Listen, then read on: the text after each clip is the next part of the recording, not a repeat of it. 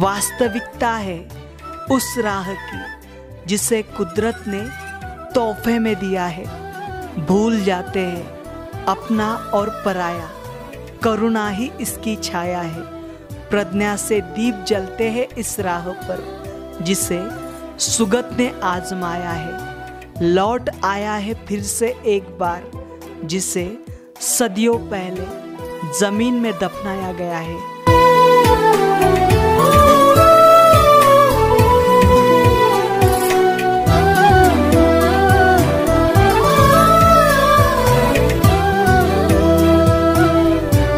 यह प्रकृति है, सबको आजमाती है। कितनी ताकत है हौसलों में, कितना गहरा है सागर और उसकी गहराई नापती है। जय भीम, नमो बुद्धाय। स्वागत है आप सभी का आपके चहेते चैनल पर जिसका नाम है बोधिसत्व। इस चैनल के माध्यम से आपको पूरे देश भर में के जो वीरान और अनदेखे बौद्ध स्थल है वह दिखाए जा रहे, जिनका निर्माण कार्य प्रियदर्शी सम्राट अशोक इनके समय पर और प्रियदर्शी सम्राट अशोक इनके बाद में भी हजारों वर्ष तक किया गया है। ऐसे वीरान और अनदेखे बौद्ध स्थल यह जो चैनल है आपको दिखाते आ रहा है। आज का यह वीडियो बहुत ही महत्वपूर्ण है क्योंकि आज का यह जो वीडियो है यह झारखंड राज्य का है। इससे पहले भी हमने आपको झारखंड राज्य के कई सारे वीडियो दिखाए हैं। झारखंड राज्य के यह वीडियो बहुत ही कठिनाइयों के बाद आपके सामने आ पा रहे।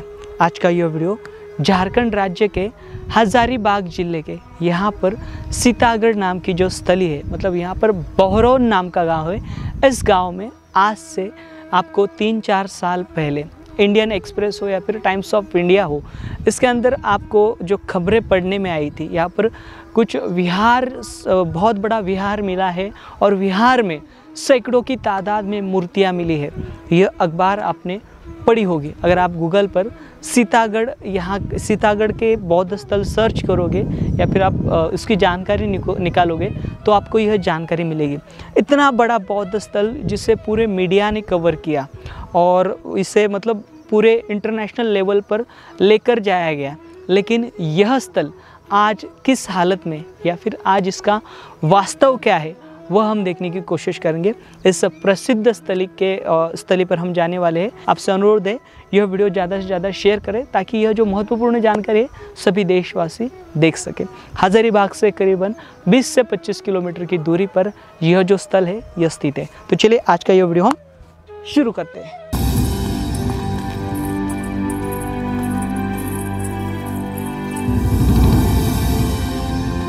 सीतागढ़, इस पहाड़ी को झुलझुल पहाड़ी के नाम से भी जाना जाता है।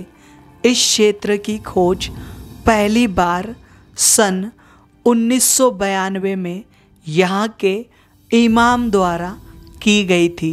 यहाँ सन 2001 और 2002 में भारतीय पुरातत्व विभाग के पटना विभाग द्वारा पहाड़ी के तलहटी की जांच की गई थी।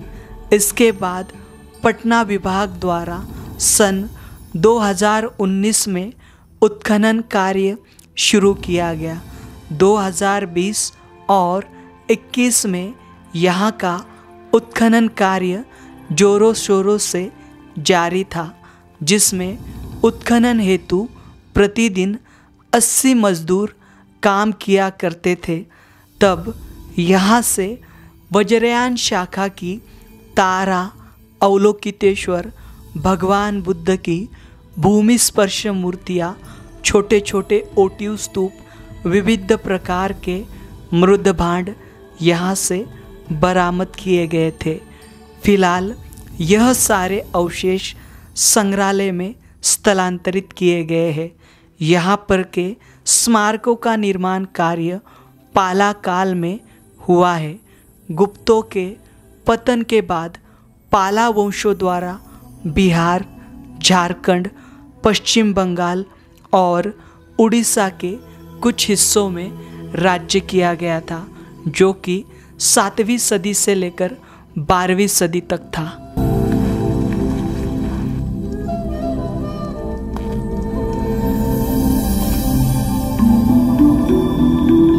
हम आए हुए हैं झारखंड राज्य के सबसे बड़े बौद्ध स्थल के पास, जो कि है हजारीबाग जिले में और गुरहेट नाम की जो ग्राम पंचायत है इसके अंडर में आता है, और साथ ही चंदावर नाम का जो यहाँ का मंडल है इसके समीप आता है। और यह जो बौद्ध स्थल है यह अति विशाल ऐसा बौद्ध स्थल है, और यहाँ पर समीप ही बहरौन गांव है। इस बहरानपुर गांव के समीप यह जो बौद्ध स्थल है यह स्थित है। जो बौद्ध भिक्खु है, जो बौद्ध गया से हो या फिर महाराष्ट्र हो या फिर देश के अन्य कोने से यहाँ पर वे आए थे और इस स्थली को उन्होंने देखा था। तो देखें, अभी हम यहाँ पर एक सामने मैदान है जहाँ पर फुटबॉल खेला जाता है, और उस मैदान के पिछले हिस्से में यहाँ पर ये जो ढलान है पहाड़ी की, इस ढलान से आगे यह जो यहाँ की स्थली है, जो उत्खनन स्थली, यह स्थित है।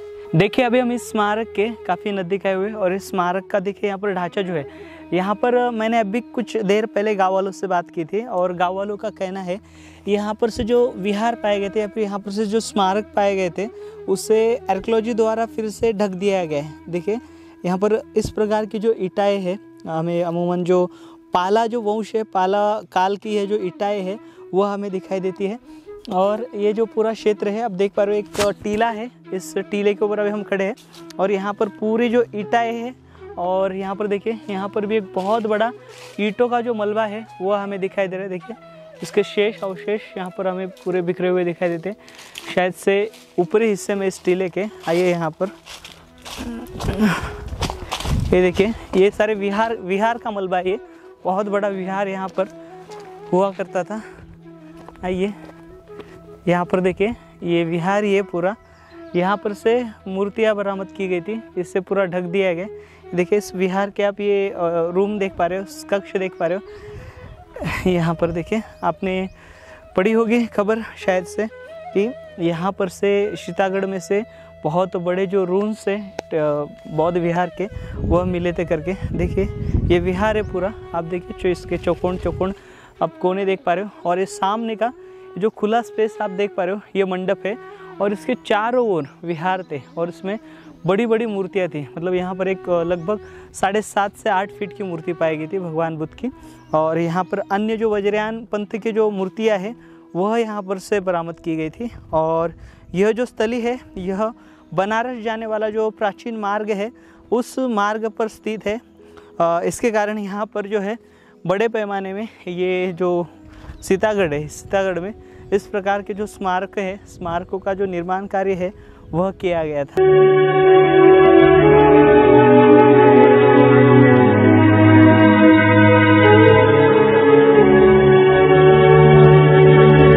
बड़े बड़े विद्वान, संशोधक, मीडिया, बौद्ध भिक्खु, विविध संगठनाओं ने इस स्थली पर उत्खनन होते समय दस्तक दी थी। इस स्थली को लेकर पर्यटन हेतु बहुत लोगों ने आश्वासन दिए थे, लेकिन आज यह स्थल महज खंडर बना दिखाई पड़ता है। इस स्थली से 60 किलोमीटर की दूरी पर इटखोरी नाम की प्रसिद्ध तीर्थस्थली है, जहां हजारों की संख्या में भगवान बुद्ध के शिल्प, विहारों के अवशेष, छोटे छोटे ओटिव स्तूप आदि भद्रकाली मंदिर में स्थित है। वह स्थल जहां भगवान बुद्ध के आने की किंवदंती है, और यह स्थल दोनों एक दूसरे से जुड़े हुए हैं, क्योंकि दोनों स्थल बौद्ध गया और सारनाथ से जुड़े हुए हैं। यह दोनों स्थल बौद्ध धम्म के केंद्र रह चुके हैं। आमतौर पर पालों ने बड़ी मात्रा में विहारों के साथ साथ मूर्तियों तथा मनोती स्तूपों का निर्माण कार्य उनके शासन काल में किया है।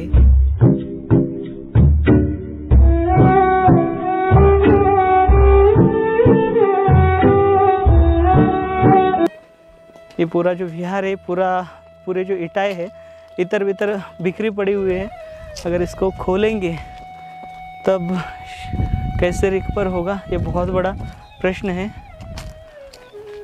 ये देखिए, इसको अच्छे से रिस्टोर करके, इसको प्रोटेक्टेड करके इसको छोड़ दिया होता तो अलग बात थी, लेकिन अब ये इस प्रकार से जो पूरा विहार है, देखा आपने चौकोन हम चलते आए हुए, तो इस प्रकार से बिखरा हुआ है। तो मुझे नहीं लगता कि आने वाले समय में यहाँ पर ये रिस्टोर करने का प्रयास करेंगे। और एक आइए दिखा देता हूँ आपको, इस विहार से हमें उतरना होगा।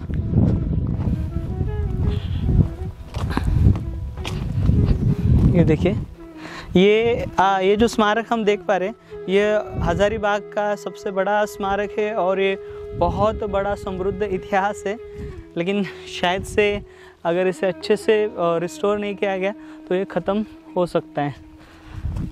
आइए, ये देखिए, यहाँ पर भी आप ये पूरा मलबा देख पा रहे हो, ये जो उत्खनन वाला, ये देखिए यहाँ से वो भी एक टीला है।